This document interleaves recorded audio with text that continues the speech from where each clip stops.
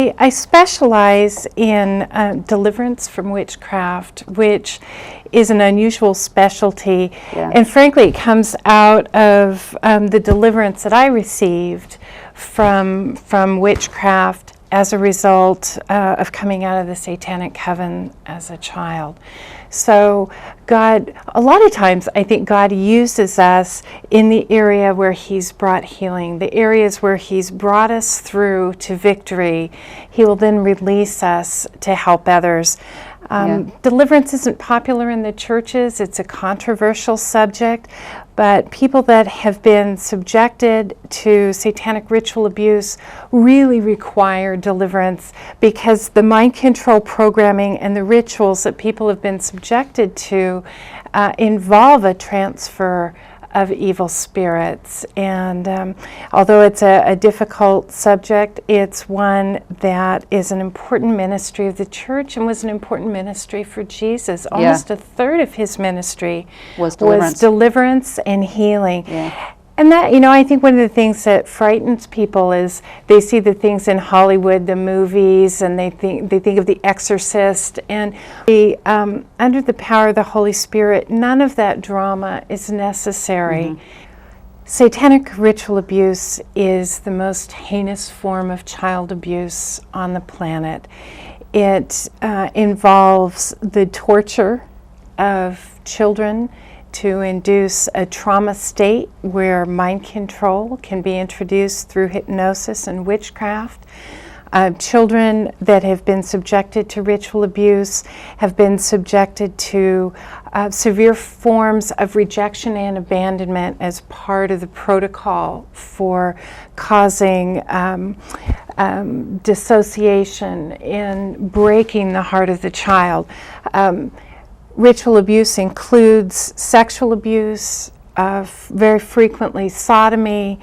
It involves spiritual abuse, mm-hmm. in the sense that many that practice ritual abuse actually use the Christian Bible against the child, or they will have someone dress up as Jesus and sexually abuse a child as a deliberate attempt to keep that child from growing up and reaching for God. So ritual abuse is emotionally devastating, involves severe torture and physical abuse, sexual abuse, religious abuse, and it is so traumatic that the heart actually breaks, the soul itself actually breaks in pieces, and that is so that the mind can disassociate that traumatic event. And those that practice ritual abuse against children actually count on that mechanism of the mind to drive that trauma deep into the subconscious mind, so that the child can continue to function in day-to-day life. So the memories get buried very deeply, mm-hmm. which is intentional. Yeah. And it makes it difficult for people because often once they're in a safe relationship, the memories start to come up, and they're so outrageous and so painful that a lot of people have a difficult time believing that human beings could be that cruel. Right. My family, my father's side, came from the Isle of Man in Scotland, or near Scotland. So they were what they would call dark or black Scotch. My family lines are, I pronounce it Merovingian, some say pronounce that differently, but it is a royal family bloodline. And so my father's family line is traced back to Bonnie Prince Charlie and Mary Queen of Scots. And what I've discovered is that these royal bloodlines have been intentionally introduced to Satanism as a method of they're generally Illuminati family lines, royal bloodlines, and satanic ritual abuse is part of the power and control intended by the Illuminati. So my family line is an Illuminati family line back to Mary Queen of Scots on my father's side, and on my mother's side were high-level Masons that my great-great-grandfather ran one of the primary Masonic lodges in France.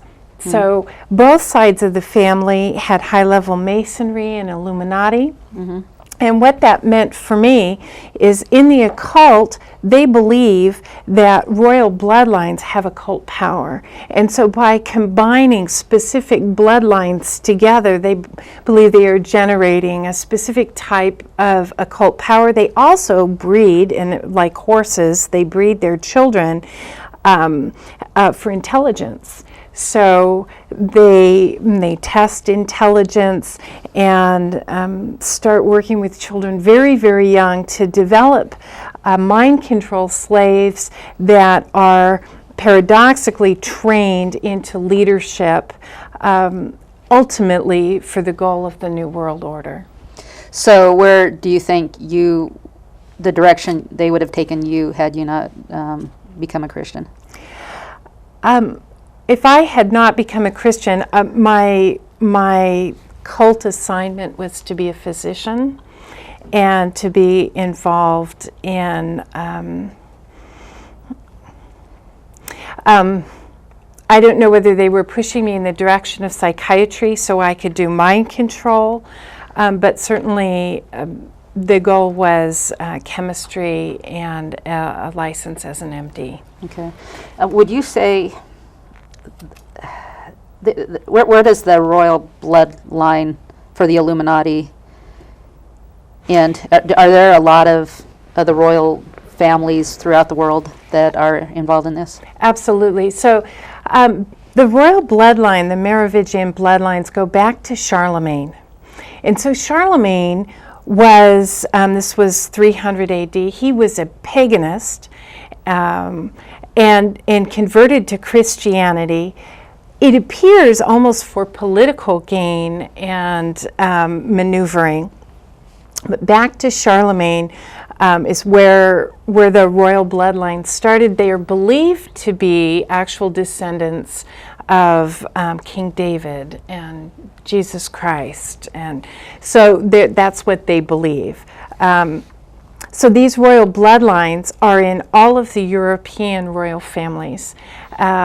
So if you were to study the Coburg line in Germany and the Habsburg line, which is the British royal family is from the Habsburg line, those royal families have colluded together as part of the Illuminati for world dominance and world control. Yeah. Well, if we have a hard time believing into the New World Order, listen to Obama himself, and he talks about the New World Order. So I don't know where he fits into all this, but I have a feeling it's somewhere. Well, there are 13 top Illuminati lines. Most of them include royal blood, most of them. Most SRA survivors, certainly bloodline survivors, are treated differently in the occult. They are, so for instance, I was trained as a high-level spy, and wow. I know that sounds crazy. I was trained as a Delta-level assassin, and part of my programming was end times programming to assassinate upon command at the end times. I have memories of the White House as a child. I have memories of the Vatican. Memories of the Rothschilds' castle in Victoria, British Columbia. So I was taken to various places, and you'll find that royal bloodline families, high-level Illuminati family children, have been all over the world and trained for specific tasks related to the end times and the New World Order. My goodness.